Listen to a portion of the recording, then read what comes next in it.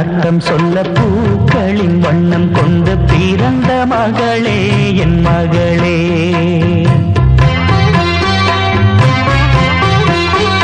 நான் வாழ்ந்தது கொஞ்சம் அந்த வாசத்தில் வந்துதித்து உயிரில் கலந்தா என் உயிரே. உன் பூவிழி குறுநகை அதில் 1000 கவிதையே.